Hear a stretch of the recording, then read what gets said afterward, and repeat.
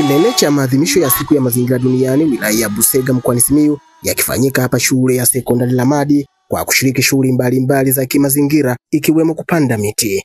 Afisa mazingira wilaya ya Busega Wenceslaus Marco anatumia jukwaa hili kuiasa jamii kuachana matumizi ya mifuko ya plastiki, kwani athari zake ni kubwa kwa afya ya binadamu na viumbe hai na mazingira kwa ujumla. Tunaelekeza wanafunzi namna mbalimbali za kudhibiti matumizi ya plastiki, ikiwa ni pamoja na kuzitumia zile plastiki upya kuliko kuzitupa na kuchafua mazingira, kwa sababu ni taka ambayo haiwezi kuharibika na inaharibu mazingira yetu kwa kiwango kikubwa.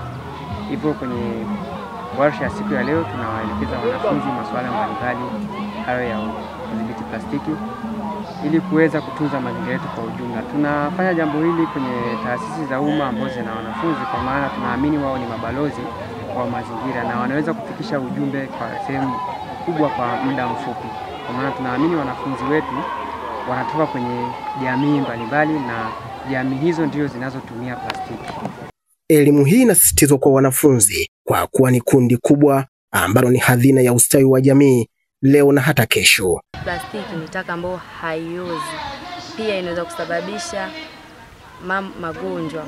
Mfano, wanyama kama mbuzi, ng'ombe wakiwa katika machungo yao wanaweza kula ile plastiki, na plastiki waga ni ngumu kufanywa digestion tumboni.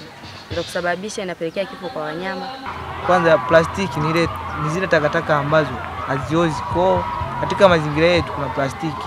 Mimi nashauri serikali itenge eneo maalum kwa ajili ya kukusanya hizo plastiki na zinaweza zikarudishwa viwandani na kutengeneza vitu vingine.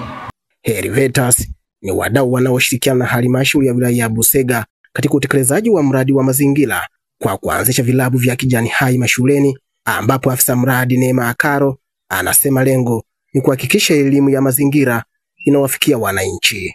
Tupunguze matumizi ya plastiki, plastic pollution. Lakini hii pia inaenda na mkakati wa kitaifa ambao Mheshimiwa Rais Mama Samia anausimamia kindakindaki na kuhakikisha kwamba tunahamasisha matumizi ya nishati safi ambayo inaenda kupunguza ukataji miti, lakini pia kupunguza pressure kwenye misitu ya kijiji, lakini pia misitu ambayo inapatikana hata hapa kwenye maeneo ya shule na ukataji miti, ili kwa sababu watu wanakata miti wapate nishati ya kupikia kama mkaa na kuni. Maadhimisho ya siku ya mazingira duniani mwaka huu yamefanyika chini ya kauli mbiu isemayo mazingira yetu na Tanzania ijayo, tuwajibike sasa, dhibiti matumizi ya plastiki, ambapo halmashauri ya wilaya ya Busega imetumia maadhimisho haya kupanda zaidi ya miti 1000 ya miti ya matunda kwenye taasisi za umma.